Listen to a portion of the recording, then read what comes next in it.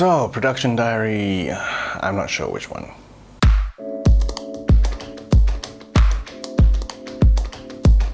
So it's been a while since I posted a production diary, and that's because I was in production. I think the last video I posted up was the night before. And since then we've shot 4 days straight. And after that, we've been taking a break, and we'll be continuing to shoot again about less than 2 weeks from now. Like I said before in one of the vlogs, that we're shooting them in blocks, which helps for me because that way everyone manages to take a break.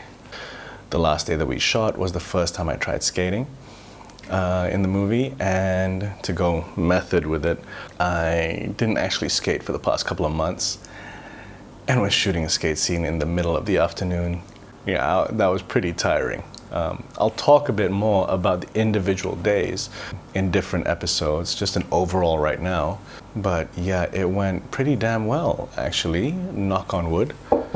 Shooting so far has gone so well that I've been afraid to rest on my laurels, if that makes sense, and be relaxed with it, because a part of me is still very cautious, you know, the whole idea that anything that can go wrong will go wrong.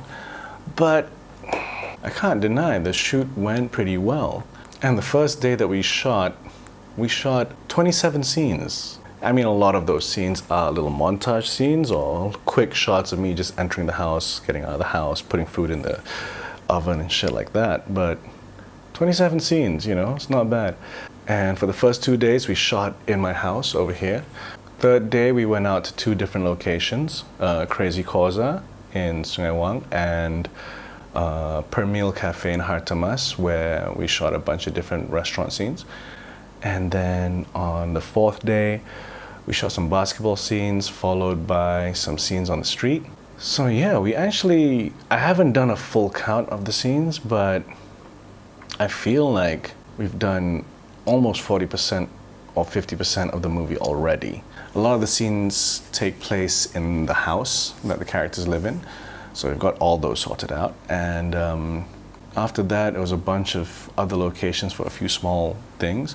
So I think we've only got about 4 major locations to cover and 1 small location for like 2 very small scenes to cover. The crew's been great. The crew has been absolutely awesome. I love how my DP Tech Z is shooting, because the last time I worked with him was on Showdown, and that was a big budget movie with big cameras and big lights and all of that stuff. It was the biggest crew that I ever worked with. We were shooting with a Red Epic and a Red Scarlet. You know, it's the first time I got to play with a lot of big gear. And this one, you know, to see him working on this one, it's like the polar opposite of that movie, because he's stripped down completely. Like, you know, when I asked him how he wanted to set up the camera, because, you know, I've got a whole bunch of rigging and stuff like that, and I was like, do you want to put it in a cage? Do you want it on rails? Do you want a monitor? And he's like, no, let's just use the camera by itself. No mat boxes, no monitors, no external batteries, no roll cage, no top handle. Just pop on NDs when you need them. And it's pretty cool to see him shoot like that. You know, it's pretty much the camera on a nice tripod, and he's basically lit everything with 3 lights of his, 2 1x1 LED panels and 1 Aperture Storm, I think 120D, 130D, I can't remember. That's it. That's how he's lit the entire thing, which is awesome.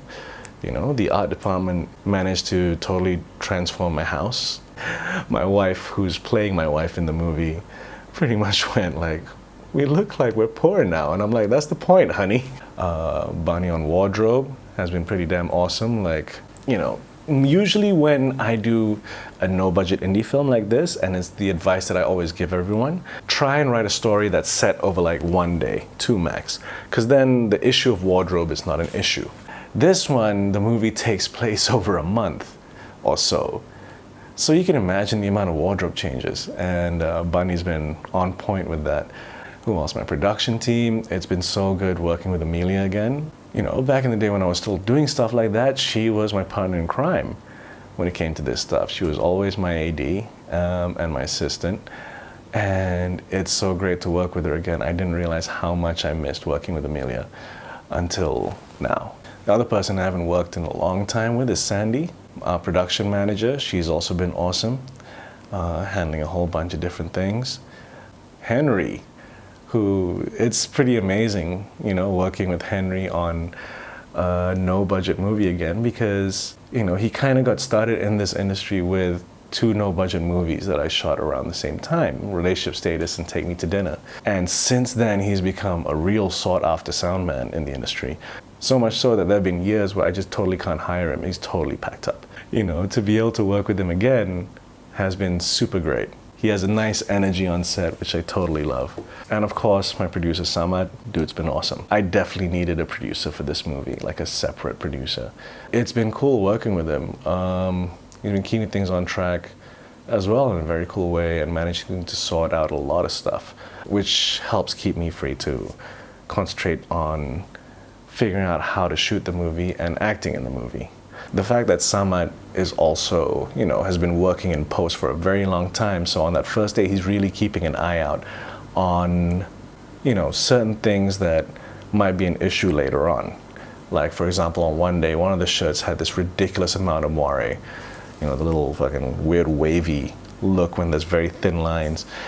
And it wasn't even very obvious lines, it was just the way the fabric and the thread was that it caused that weird shimmery look. But yeah, I managed to sort that all out. Ooh, another bunch of people that I need to shout out as well is Sashma and Venji, who have been excellent at helping out Texi on the camera and also doing the DIT and logging the footage and watching out for things. That's been great. Another bunch of people that I want to give a shout out to is the two interns that were with us for the whole shoot so far. Kay and Soda from ICT, they've been very awesome as well. There's a very steep learning curve and they picked up very quickly, you know? So I was very impressed by that. Acting in general, that has been interesting because I haven't acted in a very long time. With a face like this, apparently I'm not very castable. Either that or I just totally suck at acting, which would make this movie absolutely god-awful because I'm in every scene. That one's been interesting as well because, you know, the movie mirrors my life in many ways. So a lot of the times I'm pulling from real experiences and real emotions. And this is the first time I've acted in anything where I really cried on screen. There was only 2 takes of it in me before I was all cried out, but to me, I'm like, whoa, holy shit, I actually cried on camera. That's pretty weird. And cried on cue, which is strange. I gotta say, this movie, because of the way the character is, I really have to leave the ego outside because, you know, I'm playing a lot with my posture and my body language and emphasizing certain parts of my body that I usually try to hide. Namely my hunched shoulders and my belly, you know, to give him a very beaten down hangdog kind of look, and also having the dad bod helps to age me quite a bit compared to right now. When you're seeing me in this frame over here, I can hide my belly and wear an Adidas jacket and I look hip and young because Asian genes are like that. I can't look young in this movie, that's the thing. I'm 38 and I really need to look 38, pushing 40. Yeah, I'm not looking my coolest in this movie. You know, even when I'm skating, it's supposed to look like what it is, a middle-aged man skating. So, yeah, ego is being checked out at the door. That's why I haven't looked at the rushes since we shot. I'm probably gonna start looking at that tomorrow when I start syncing audio. I don't know, I guess a part of me is a bit scared as well to look at the footage, but mostly I just wanted to take a break from, you know, shooting and looking through everything, so yeah, that works out. In terms of the way we've been shooting as well, because I'm acting in every scene, it would waste so much time if I watched every single take.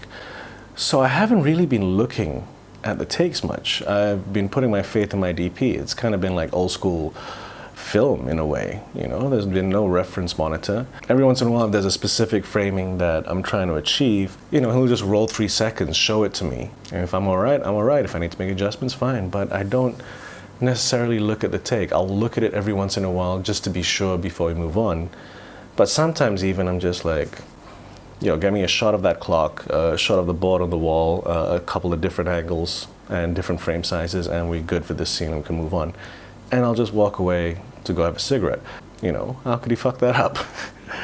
But that's an interesting experience because I'm not watching the screen the whole time. I'm just acting in it. If it feels right, okay, let's just move on. In terms of shooting ratio, we've been going at a very decent average of 3-to-1. Whenever a take takes 6 to 9 takes, that I'm always like, and those times it's either because I'm messing up the dialogue or it's when we're outdoors and there's a lot of cars or people making noise, things like that. But apart from that, it's been an average of about 3-to-1. Sometimes that one take is fine. There was one of my wife Eva's very emotional scenes. That one take was really powerful and really good, and to me, I was like, this doesn't need another take.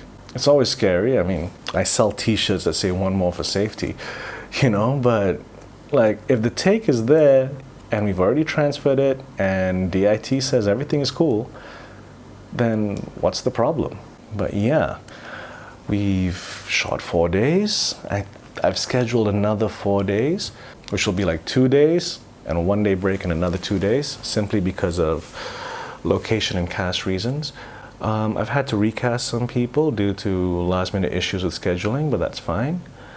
Apart from that, there hasn't really been many problems, and ordinarily you should be rejoicing, but I don't want to just, I don't want to be like, whew, we're all fine, rest of my laurels.